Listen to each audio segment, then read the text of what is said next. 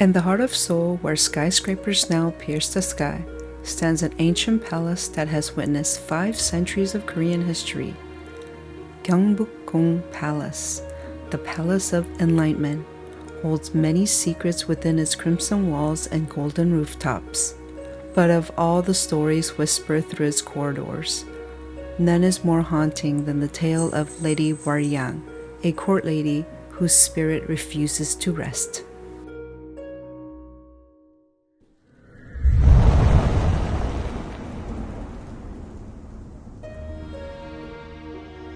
(1592), during the reign of King Seonjo, when the Imjin War had left the kingdom in chaos, the Japanese invasions had scattered the royal court, and when they finally returned to rebuild, paranoia and suspicion poisoned the palace like morning mist over the Han River. Lady Moonhyang was just 22 years old, with eyes like black pearls and a voice sweeter than the song of nightingale. She served as a court musician. Her gyeonggam, a traditional Korean zither, brought moments of peace to a troubled court. The other ladies in waiting envied her beauty and talent, but none could deny her pure heart and gentle nature. However, beauty and talent can be as dangerous as they are precious in a palace filled with intrigue. Lady Moonhyang, the king's favorite concubine, grew jealous of the attention Moonhyang received. Moonhyang had once been the most celebrated beauty in the court, but age and bitterness had hardened her features, while Moonhyang's youth seemed to shine brighter each day. One autumn evening, as golden leaves danced outside the palace windows, a precious jade hairpin belonged to the queen went missing. It was an heirloom passed down through generations, worth more than a common person's entire lifetime earnings. The palace was turned upside down in search of it, but the hairpin had vanished like smoke. Lady Moonhyang saw her opportunity for revenge. That very night, she secretly placed the stolen hairpin in Moonhyang's quarters, hidden beneath her sleeping mat. The next morning, when their search continued, Moonhyang herself discovered the hairpin and cried out in shocked accusation. "Here, the thief is among us," she declared, pointing a trembling finger at the innocent Moonhyang. "Check her belongings. I'm certain you'll find what we seek." The guards searched Moonhyang's room, and to everyone's horror, found the jade hairpin exactly where Moonhyang had planted it. Moonhyang fell to her knees, tears streaming down her face like spring rain. "Your Majesty, I swear, by my ancestor's grave, I did not steal this hairpin," she pleaded. "I would rather die than bring dishonor to this palace."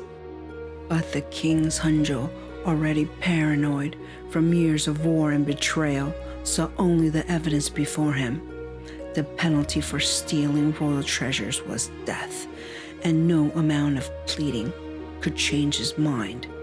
Lady Moonhyang watched with secret satisfaction as the king pronounced the sentence. "You have betrayed the trust placed in you," the king declared. "Tomorrow at dawn, you will be executed for this crime against the crown." That night, Moonhyang was imprisoned in a small, cold chamber beneath the palace. She spent her final hours not cursing her faith, but playing her gyeonggam one last time, the haunting melody echoing through the stone corridors. The other court ladies wept as they listened, for they knew in their hearts that an innocent woman would die at sunrise. At dawn, Lady Moonhyang was led to the courtyard where cherry blossoms had once bloomed in happier times. She wore a simple white hanbok, the traditional dress of those about to meet their ancestors. As she knelt before the executioner, she raised her voice one final time. "Though I die innocent, my spirit shall not rest until justice is served. Let my wrongful death be a curse upon those who have done this evil." The executioner's blade fell swift and sure. Lady Moonhyang's pure blood stained the ancient stones, and with her last breath, a cold wind swept through the palace, extinguishing every candle and torch simultaneously. The sky, which had been clear moments before, suddenly filled with dark clouds. But death, it seemed, was not the end of Lady Moonhyang's story. It was only the beginning. 3 nights after her execution, her first sighting occurred. A palace guard, making his rounds through the corridor, saw a figure in white gliding silently through the halls. When he called out, the figure turned, revealing the pale, sorrowful face of Lady Moonhyang. Her eyes, once warm and kind, now glowed with an otherworldly light. "Justice," she whispered, her voice carrying like wind through bamboo. "Justice must be served." The guard fainted from terror, and when he woke, he found frost covering the walls despite it being autumn. Word of ghostly encounter spread throughout the palace like wildfire, and soon more sightings were reported. Lady Moonhyang's spirit appeared most often in the Gyeongbok Pavilion, where she had once performed for the court. Servants reported hearing the ethereal sound of gyeongbok playing in the dead of night. The melody so beautiful, yet so mournful, that it brought tears to all who heard it. But the ghosts' appearances were not a random act of haunting. They followed a pattern that grew increasingly focused on one person, Lady Yana. The guilty concubine began experiencing terrifying visitations. Moonhyang's spirit would appear at the foot of her bed each night at the exact hour of the wrongful execution. Pointing an accusing finger at her, Yeonha would wake screaming, her hair turning white from fear, her once beautiful face aging years in mere weeks.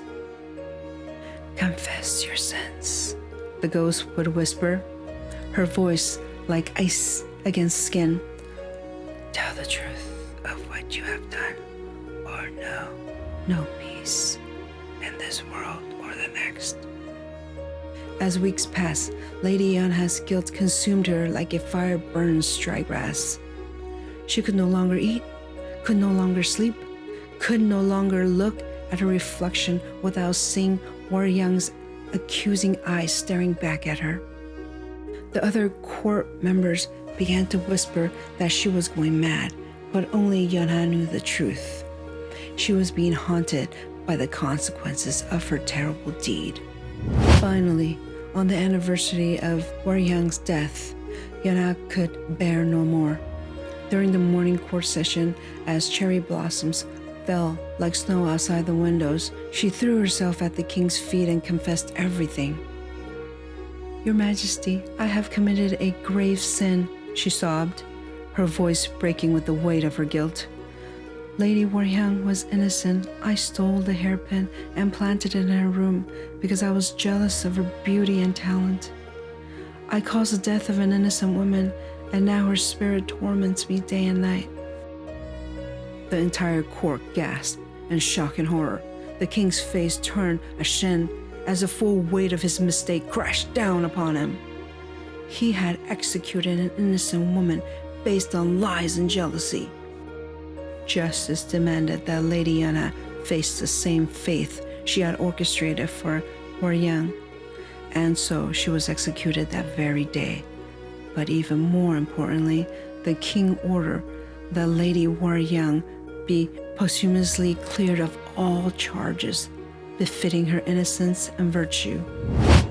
A beautiful tomb was constructed for her in the palace grounds, and regular ceremonies were held to honor her memory. The king also commissioned the finest craftsmen to create a memorial gyeongbok, which was placed in the pavilion where she had once performed. After Lady Yeonha's confession and punishment, the sightings of Moonhyang's ghost became less frequent and less frightening. Instead of appearing as a vengeful spirit, she now manifested as a gentle presence, her ghostly form seeming more at peace. Some say that on a quiet night, especially when the cherry blossoms bloom in spring, you can still hear the faint sound of gayagum playing in Gyeongbok Pavilion. But now the melody is not mournful. It is beautiful and serene, as if Lady Moonhyang's spirit has finally found the justice she sought and can rest in peace. The palace guards no longer fear these musical visitations. Instead, they have come to see them as a blessing, a reminder that truth and justice will always prevail, even if it takes time. Some even claim that Lady Moonhyang's spirit protects the palace from harm, watching over it as she once did in life. Today, millions of visitors walk through Gyeongbok Palace each year, admiring its beautiful architecture and learning about Korean history. Most never knew the story of Lady Moonhyang, but if you listen carefully on a quiet evening, especially near the Gyeongbok Pavilion, you might hear the gentle strain of gayagum carrying on the wind. Her story reminds us that the innocents wrongfully condemned will not stay silent forever. Justice may be delayed, but it cannot be denied, and sometimes, even in death, the pure of heart continue to watch over those they love, ensuring that truth ultimately triumphs over deception. Lady Moonhyang's spirit may still walk the halls of Gyeongbok Palace, but she walks in peace, knowing that her name has been cleared and her story will be remembered for generations to come. In seeking justice for herself, she became a guardian of justice for all. So ends the tale of Ghost of Gyeongbok Palace, a story of innocence betrayed, justice delayed, but truth ultimately revealed. May we all remember that our actions have consequences that echo through time, and that the courage to face the truth, no matter how painful, is the only path to true peace.